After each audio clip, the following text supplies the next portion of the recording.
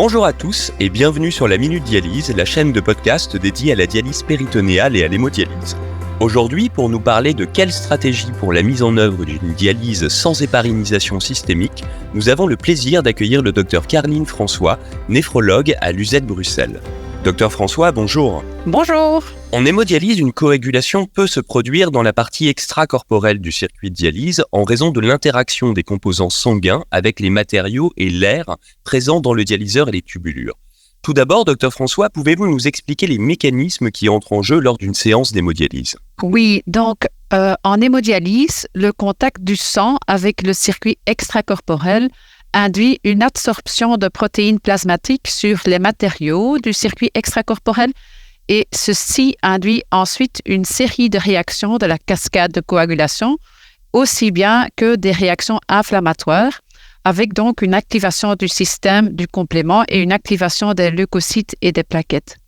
Ceci est ensuite renforcé par un stress cellulaire à la suite du flux sanguin dans le circuit d'hémodialyse et aussi par le contact avec des bulles d'air générées dans le circuit. Donc, pendant la dialyse, il y a aussi bien une activation de la coagulation et des réactions inflammatoires qui se développent et ces réactions deviennent systémiques vu la restitution du circuit sanguin vers la circulation du malade. Et ce phénomène est décrit par les termes une thromboinflammation induite par l'hémodialyse. Et pour moi, 3 facteurs contribuent à cette thromboinflammation induite par l'hémodialyse, c'est-à-dire, premièrement, des caractéristiques du malade, comme son hématocrite, l'ultrafiltration nécessaire, les traitements intraveineux pendant la dialyse, ou le fait si le malade est traité, oui ou non, par des antiplaquettaires ou des anticoagulants. Deuxièmement, un autre facteur qui contribue à cette thromboinflammation, c'est que ce que moi j'appelle le hardware, c'est-à-dire donc le choix des matériaux pour le circuit extracorporel et l'anatomie des tubulures. Et un troisième facteur, c'est la méthode d'utilisation, c'est-à-dire la procédure d'amorçage, le débit sanguin. Et afin d'éviter que cette thromboinflammation mène à une coagulation du circuit extracorporel, c'est une norme de soins d'administrer de l'héparine. Merci Dr François. On comprend donc que l'administration d'un anticoagulant comme l'héparine vise à prévenir de tels événements. Cependant, lorsqu'elle est administrée en systémique, les effets de l'héparine vont bien au-delà de l'atténuation de l'activation de la cascade de la coagulation dans le circuit de dialyse. Certains patients présentent des conditions de risque de saignement qui nécessitent que l'héparinisation soit réduite ou supprimée. Dr François, l'héparine est très largement utilisée en dialyse chronique. Pourriez-vous nous décrire son usage en hémodialyse ? Donc, en fait, premièrement, je voudrais peut-être préciser que aussi bien l'héparine non fractionnée et l'héparine à bas poids moléculaire sont administrées comme anticoagulants pendant l'hémodialyse. Il y a une variabilité géographique avec un usage exclusif d'héparine non fractionnée en Amérique du Nord, tandis qu'en Europe, la majorité des centres utilisent de l'héparine à bas poids moléculaire. Et des études comparatives entre ces différentes héparines sont limitées par des données plus anciennes, des études de petite taille, mode d'administration, absence de données sur l'effet de la membrane ou l'exécution de l'hémodiafiltration, mais néanmoins, plusieurs méta-analyses démontraient un risque de coagulation et un risque hémorragique similaire entre l'héparine non fractionnée et les héparines à bas poids moléculaire. Une étude américaine par Jenny Shen démontrait une variance considérable dans le dosage d'héparine, avec 75% de cette variance qui ne pouvait pas être expliquée par les caractéristiques des malades ni du centre. Et puisqu'il semble d'être d'autres facteurs que le besoin clinique qui déterminent le dosage de l'héparine, il est probablement possible d'administrer un dosage plus judicieux de l'héparine. Et pouvez-vous nous décrire les inconvénients de son utilisation et ses limites ? L'administration de l'héparine pendant la dialyse induit un effet anticoagulant du circuit extracorporel, mais aussi un effet anticoagulant systémique du malade. Et en effet, le malade est donc à risque de développer des effets indésirables suite à cette administration de l'héparine. Le risque le plus évident est un risque hémorragique. Par ailleurs, le malade peut développer des réactions immunologiques comme la thrombopénie induite par l'héparine. Et il y a aussi des effets systémiques de l'héparine sur le métabolisme lipidique. Pour vous donner un ordre de grandeur de cet effet, par rapport au risque hémorragique dans une population hémodialysée comparée à la population générale, le nombre de personnes à traiter pour qu'un épisode hémorragique se produise est seulement de 20 malades hémodialysés. Comparé à une population en dialyse péritonéale, ce nombre reste que 40 malades.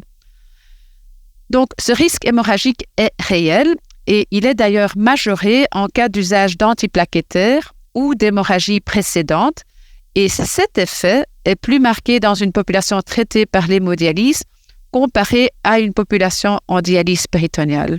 Alors, à propos du risque hémorragique, la littérature décrit qu'environ 5% des patients en centre lourd sont à risque hémorragique. Selon vous, quel est l'intérêt de mettre en œuvre une stratégie sans héparinisation systémique chez ces patients? Premièrement, des études cliniques ont démontré une majoration des événements hémorragiques quand les malades reçoivent de l'héparine pendant la dialyse, comparé à quand les malades étaient traités par un mode d'hémodialyse sans héparinisation systémique. Ça semble logique. Quand un malade présente un risque hémorragique, comme par exemple dans une période périopérative ou après un traumatisme, il est effectivement recommandé de mettre en œuvre une stratégie d'hémodialyse sans anticoagulation systémique.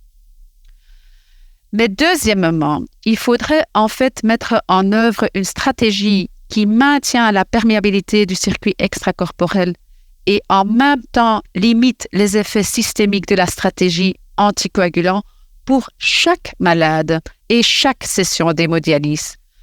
Plusieurs études ont par exemple démontré qu'une réduction de l'héparinisation n'affectait pas l'épuration, mais permettait de diminuer la dose d'érythropoïétine.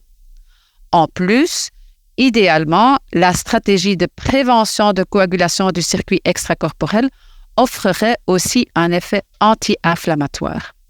Et sur le plan clinique, quelle stratégie mettez-vous en œuvre afin de réduire l'utilisation d'héparine en per-séance?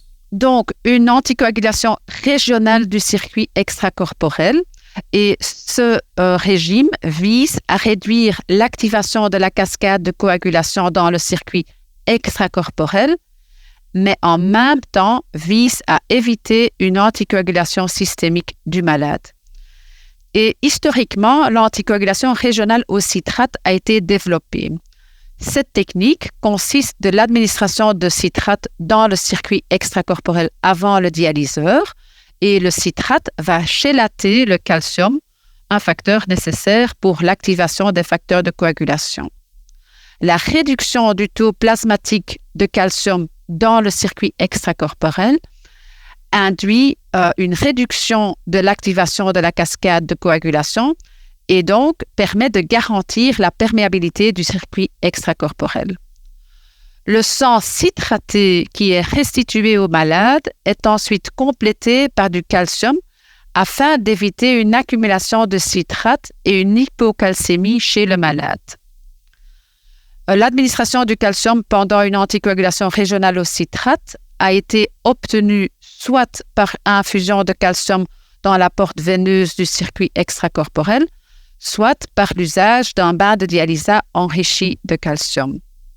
Et en termes d'efficacité, l'anticoagulation régionale au citrate a montré une excellente efficacité sur le plan de la maintien de la perméabilité du circuit extracorporel, avec une efficacité clairement supérieure au rinçage salin. Aussi, l'anticoagulation régionale au citrate a été associée à une réduction du risque hémorragique comparé à l'usage d'héparine systémique pendant l'hémodialyse. Et en plus, l'anticoagulation régionale au citrate a démontré un effet anti-inflammatoire avec une réduction de la dégranulation des polymorphonucléaires et une réduction de l'activation des monocytes. Puis, en 2000, un dialysa à base de citrate au lieu d'acétate est devenu disponible sur le marché. L'usage du concentré à base de citrate a démontré de permettre une réduction des besoins d'héparisation systémique pendant la dialyse sans diminuer l'épuration. Et plusieurs études cliniques prospectives et randomisées ont démontré moins de coagulation du circuit extracorporel pendant l'hémodialyse avec un dialysat à base de citrate comparé à l'hémodialyse sans héparine avec des rinçages salins ou comparé à l'hémodiafiltration en prédilution.